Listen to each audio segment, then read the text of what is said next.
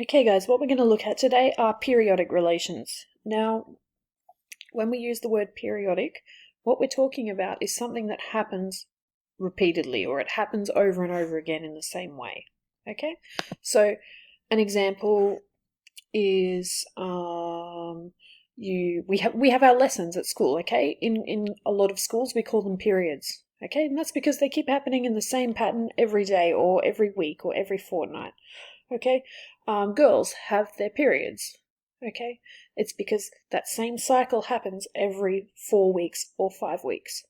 Okay, you will also see we have what we call periodic magazines, and that means a magazine that's released once a month, or once a week, or once every 3 months, whatever. Okay, so periodic means it's something that happens over and over again.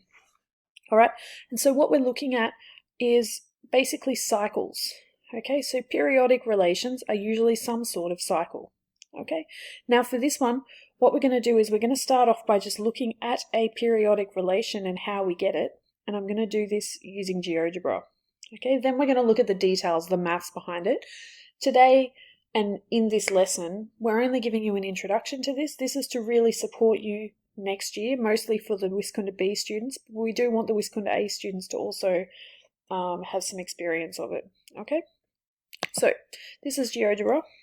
I think we've used it before. What we have here is a picture of a Ferris wheel. Okay. Now, if you go on a Ferris wheel, let's say you get on, and we're going to be looking at the people in the red cart. Okay, so this one here in the middle. All right. So when you get on a Ferris wheel, you get on, and it starts to turn. Okay, and over time, your height, where you are sitting, the height of where you are sitting changes. Okay, you start to go up, and then you start to come back down again. All right. Now, we can model this in GeoGebra, and we can graph the height of the basket over time. Okay, so what you can see here on the right is that we have a scale. On our x-axis we have time, and on our y-axis we have height. Okay, and we're going to watch where this dot goes as we as the Ferris wheel moves. Okay, so just watch where the dot goes. To start off with, we're not going to draw the function. Okay, it's just going to show us. Okay, so you'll see the green line will join the Ferris wheel itself to the graph. Okay, so if I press play here, you will see that the height goes up and it starts to come back down again. Okay, and it completes a full rotation. So when we get to here, okay, a little bit before that, but that's fine, you can see that we've completed a full rotation and the red dot is back where it started. Okay, that is a period. Okay, if we keep going, you'll see it does it again. Okay, and the red dot comes back down, and you can see that's happening with the circle on the Ferris wheel again, the basket on the Ferris wheel. Okay, and it's done. All right, it started again. Now, if I instead change my settings, maybe a little difficult here. Hopefully I can set it up. I'm going to do this one. Okay, so back to the beginning. Okay, so I've got the settings now, so it's going to make a mark as this progresses. So you can see the shape of the function being made as we go. So if I press play now, you'll see that we actually get a wave function from this. Okay, and this is the shape of a periodic function. This is just a standard one. All right, this is a standard periodic function. And the Wisconsin B students next year will learn that this one here is actually a sine wave. Okay, so the trigonometry that you've been doing will eventually turn to waves, but we'll worry about that later. Okay, so we have our wave here, we have our function. Just going to wind this back. I'm going to make a little screenshot. And now we can look at it a little more closely in at the features of this. Okay, so what we want you to get out of this are some of the features of this. Okay, you're familiar with how it works now. You're familiar with how we get a wave or a periodic function. Okay, and now we want you to see what some of the features are that we can actually measure. So, the first thing that we look at with these is you can see that these periodic functions, they all seem to rotate around this middle center point, okay? So you can see that it goes up, and it goes back down, and then it goes back up, and then it goes back down, but there's always that middle line that it rotates about, okay? So we can actually draw that line in, and this here is what we call the equilibrium, okay? So this is the equilibrium.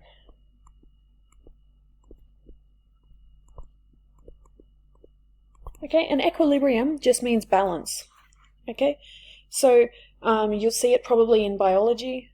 And in chemistry we talk about equilibrium points. Okay, where what's going into a chemical reaction is balanced with what's coming out. Okay, chemical reactions reach equilibrium point. Okay, and that just means balance. All right. So this middle line is called the equilibrium, and you can see in this function that the equilibrium can be read off the side of the graph as 30. Okay, now we can calculate the equilibrium. So the equilibrium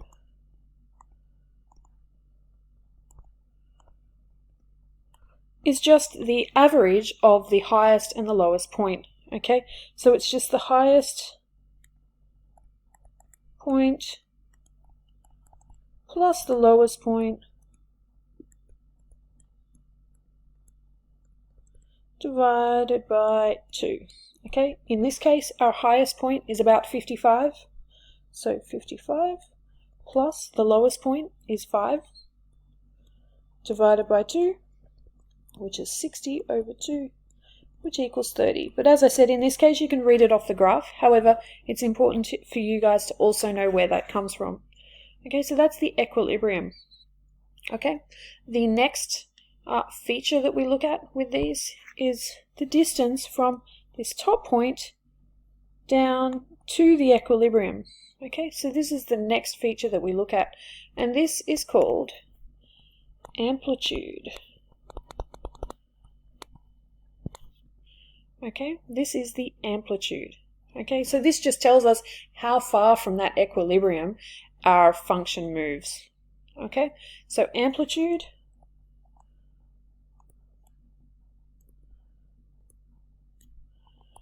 is equal to we're going to use the word deviation, because deviation means basically distance from the normal. Okay, so it's the deviation from the equilibrium.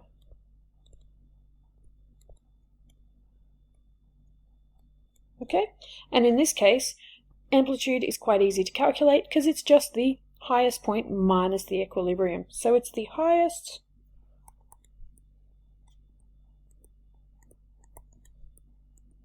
point minus the equilibrium. Okay, and you can see in this function that our highest point is again 55 minus our equilibrium of 30, which equals 25. And we should be using units here because these all have units. I'm sorry I didn't do it in the first one, but they should be mentioned that they must have units. Okay, we knew that this was in meters, okay, because we were looking at the height of the Ferris wheel. You must mention that.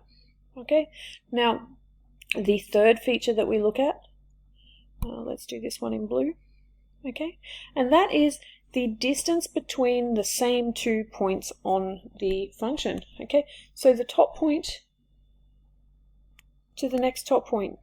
Okay, this is called our, okay, we're inking to shape. This is called our period. Okay, this is the period of a function. So you can measure the period at any point. All right, you just have to make sure that you measure it at the same point. It will always be the same distance. Okay, so you can see that what we've drawn on there is one period. Okay, we can also do the distance between the 2 bottom points. This is also a period, and these will be the same. Okay, you could also do the distance between here and here. Okay, so we can go from here to here. This is also a period.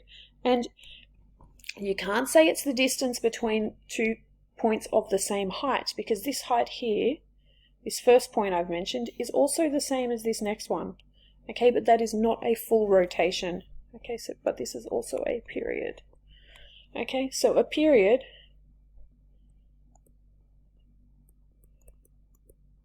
is the distance or a measurement